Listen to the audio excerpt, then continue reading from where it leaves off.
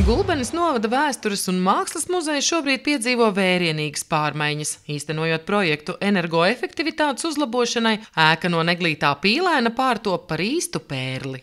Pilnīga pārbūve, teikšu tā, gan no iekšpuses, gan no ārpuses, lai šo ēku padarītu gan vizuāli skaistāku, gan arī energoefektivitāti uzlabotu.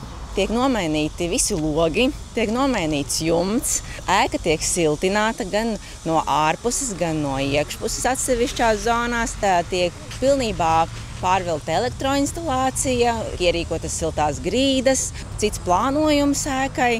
Tātad viņa pilnīgi no jauna atzimst citā veidolā. Muzejs šajā ēkā ir no 2001. gada. Pirms tās šajā ēkā atradās Padomju armija. Jūs varat izdarīt secinājumus, kādā stāvoklī šī ēka, kas ir valsts nozīmes piemineklis visu šo laiku, atradās. Ēka bija ļoti nolaista, ļoti sliktā stāvoklī. Bet muzejs šos ilgos gadus arī tur īstenoja gan savu pamatdarbību, izstāžu darbību, ekspozīciju darbību, gan arī krājuma. Vairāk kā 60 000 vienību izvietošanu, un arī darba telpas tur bija tātad. Īpašnieki ir mainījušies un funkcijas ir mainījušās, līdz ar to tad ēka brīžam sastāv no viskaut kā, no dažādiem pārbūvētiem elementiem. Tur aizbūvētas durvis un logu daļas un ir dažādas šahtas un gaisam un viskaut kas tur ir tā kā redzams, atklājas.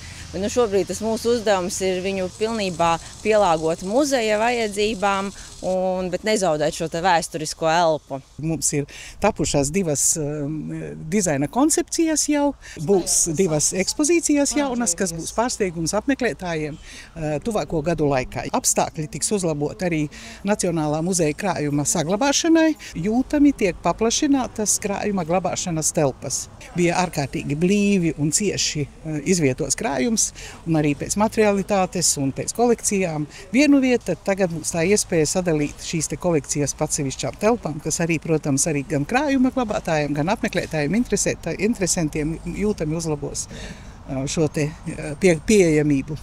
Arhitekte ir ņēmusi vērā arī vēsturisko ēkas izskatu un piebūvēti tiek tornīši augšā, kas iepriekš nebija. Un arī attīrīt ēkas fasāde. Šobrīd šī krāsa jau ir noņemta un var redzēt šos sarkanos ķieģeļus, kas piešķir ēkai pilnīgi jaunu veidolu. Gan ar arhitekti, gan ar būvniekiem strādājām ļoti cieši un arī projektu vadība, lai mēs maksimāli sasniegtu to, kad ir ne tikai izpildīti tie nosacījumi, bet arī ir izdarīts viss iespējamais, lai būtu kvalitatīvi un skaisti, lai šī ēka rotātu pilsētu un novadu. Jāpiebilst, ka projekta kopējās izmaksas ir nedaudz virs 1,3 miljoniem eiro. Savukārt attiecināmās izmaksas, kas saistās ar emisijas kvotu izsolīšanas instrumentu, ir vairāk nekā 1 miljons eiro. Paši būvdarbi plānots, ka pabeigsies nākamā gada pavasaris vasara. Mums vēl projektā paredzēta ekspozīcija. Tad saistībā ar šo telpu ierīkošanu, tas nav projekta izmaksas, bet tās ir tādas aktivitātes, lai vispār varētu muzeju izmantot un plus vēl pastāstītu cilvēkiem par šiem energoefektivitātes jautājumiem. Tikmēr muzeja darbs neapstājas un arī šobrīd apmeklētāji tiek laipni gaidīti. Muzejam ir Klēciela 4, tā ir sākotnējā ēka, kurā mums ir tautsaimniecības ekspozīcija, kura ir arī šobrīd apskatām, un arī tur ir atsevišķas izstāžu vietas atrastas.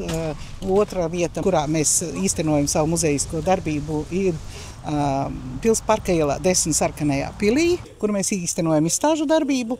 Un mūsu telpas ir arī Stāmirienas pilī. Tur mums ir kolorītais Leo Svems ekspozīcija pastāvīgā, kas arī šobrīd ir apskatām un arī tuvākajos gados būs. Sandra Zariņa, Andris Milnis, RTV no Gulbenes.